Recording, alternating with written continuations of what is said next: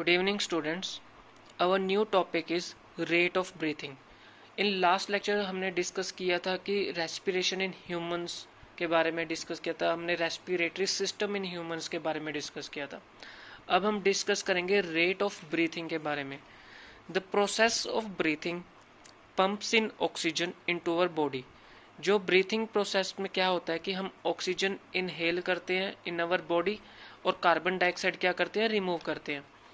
Breathing occurs involuntarily on its own. जो breathing होती है वो अपने आप ही एक प्रोसेस चलता रहता है, oxygen inhale and carbon dioxide exhale करना, ये अपने आप में प्रोसेस होता है।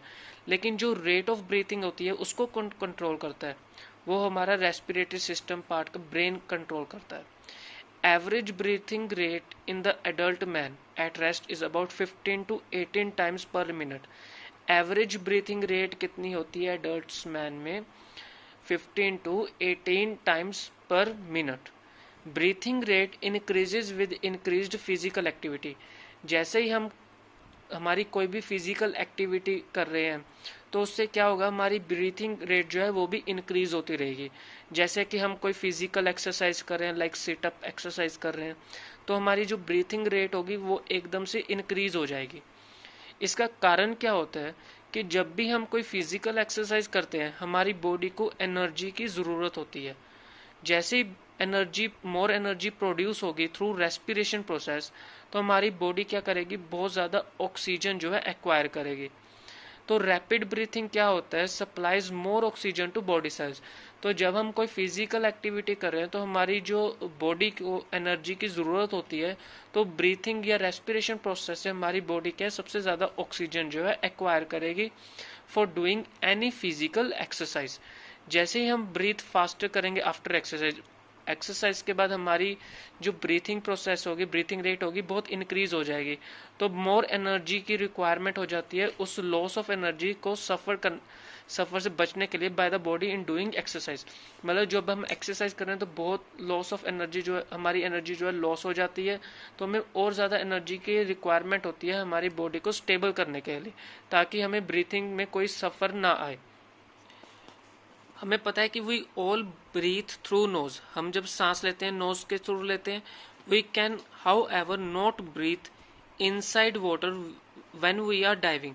लेकिन जब हम पानी के अंदर होते हैं तब हम सांस नहीं ले पाते। We not breathe inside water when we are diving. This is because, इसका कारण होता है क्योंकि हमारे बॉडी में ऑर्गन पार्ट गिल्स नहीं होते जैसे कि फिश में होते हैं। This is because water does not have free air और oxygen for us to breathe. पानी में फ्री एयर और ऑक्सीजन नहीं होता ताकि हम सांस ले पाएं, क्योंकि हमारे पास फिश का जो ऑर्गन पार्ट होता है गिल्स, जिससे रेस्पिरेशन प्रोसेस जो होता है फिश का वो गिल्स के थ्रू होता है, वो पार्ट हमारे पास नहीं होता कि हम ऑक्सीजन को डिसोल्व कर सकें इन वाटर में। सो जो डीप सी डाइवर्स होते हैं वो क्या करते हैं, ऑक्सीजन गैस सिलेंडर लेते हैं with them for breathing when they go under the sea. We have just studied that oxygen required for breathing and respiration is carried by haemoglobin present in our blood.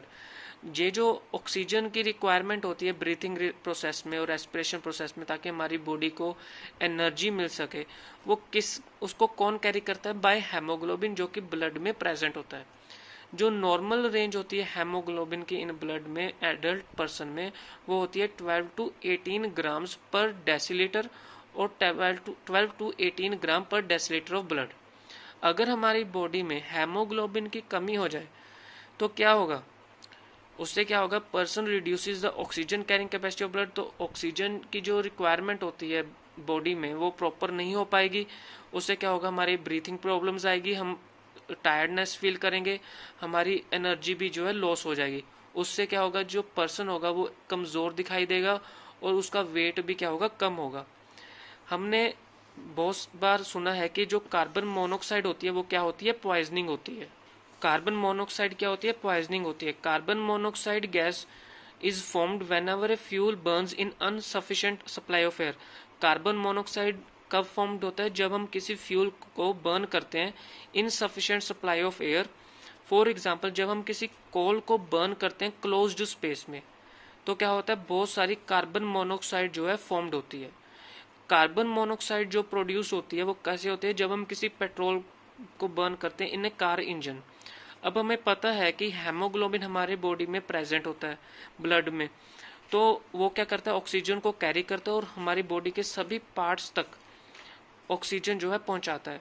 Haemoglobin सबसे ज्यादा attract होता है carbon monoxide के साथ, then oxygen.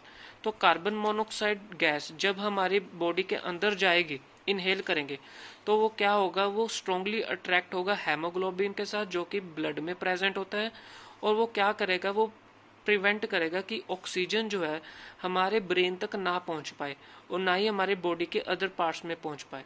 तो उससे क्या होगा, ऑक्सीजन की कमी हो जाएगी।